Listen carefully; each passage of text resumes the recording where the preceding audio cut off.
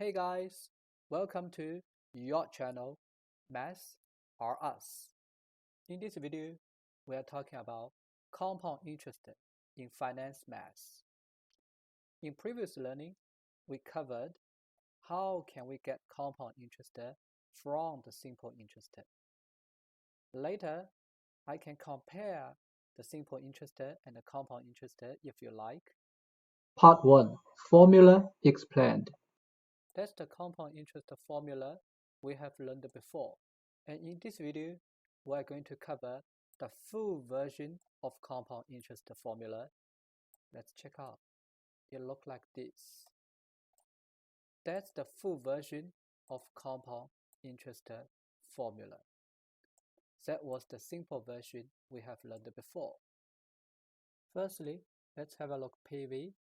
This is just as same as what we learned before.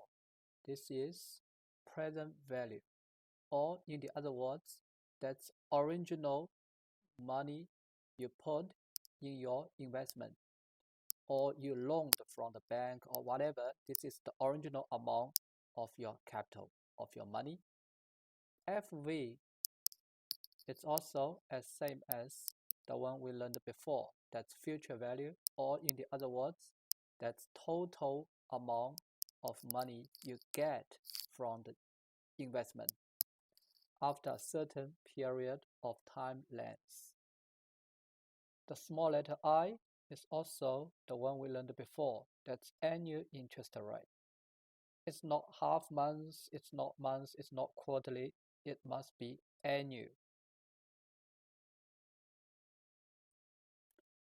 N is also like what we learned before. That's number of years in investment. Years. Now the hardest part is K.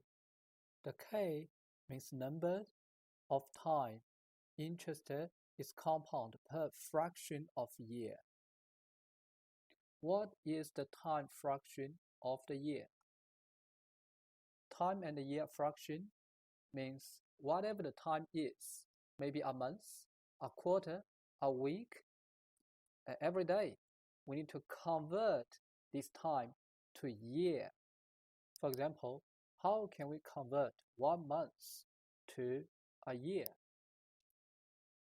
Like how long in the year for 1 month? Because there are 12 months in a year. So that's why 1 month will simply equal to 1 divided by 12. So it's 1 over 12 years. And how can we convert week to year? Let's see, for example, if there are 1 week, how many weeks in a year? 52 years. So that's why 1 week will equal to 1 over 52 year. How can we convert 2 week to a year? So same thing, we use 2 week divided by 52. So that will equal to 2 over 52 year. And we simplify. That will be 1 over 26 year. Now let's see, how can we convert day to a year? How many days in a year? 365 days in 1 year. So that's why if we want to say 1 day, how can we convert 1 day to a year? So 1 day will equal to 1 over 365 year. How can we convert 3 days to a year? So 3 days will equal to 3 over 365 year. And the same thing, how can we convert the quarter to a year? How many quarters in a year? 4 quarters in 1 year. So that's why 1 quarter will equal to 1 divided by 4 fraction. That's 1 over 4 year. How can we convert 2 quarters to a year? Same. We use this number, 2 over the fraction 4. So when we simplify, it's 1 over 2 year. So that means 2 quarters equal to half year. Now, how many half year in 1 year? 2. So that's why we say 1 half year will equal to 1 over 2 year. That means half year. how many 2 half year in a year? So 2 divided by 2. Simplify, that means 1 year. So that's 2 half year equal to 1 year. And how many year in a year? Obviously, year just equal to year. So that's why 1 year equal to 1 year. 2 year equal to 2 year. That's it. This is how we work out the time and the year fractions. Now we know how this formula works and what the meaning is K, the time and the year fraction. And although in different books, people use a different letter, different variety to indicate this same thing. But I can guarantee you the formula works very well. It's exactly same thing. Example, help us. Let's see this one. $8,800 placed in an account which pays 4.8% per annum, compound monthly every month. Find the account balance, the total amount after 3 years. The total amount is future value. It's equal to principal money, original money, that's 8,800, and 1 plus interest rate. Interest rate is 4.8%. We must turn it to decimal point. 4.8 divided by 100. We simply put some zero before. Divided by 100 to 0. That's why we move decimal point twice. Now the decimal point is in here. So 4.8% will equal to 0.048. We write our interest rate in here, 0.048 over K. In this example, K is monthly. Remember, how can we turn months to year? Months to year, simply divide by 12. Divided by 12. Now, how many months? It's just simply months. So that's why we divide by 12. That's inside the bracket.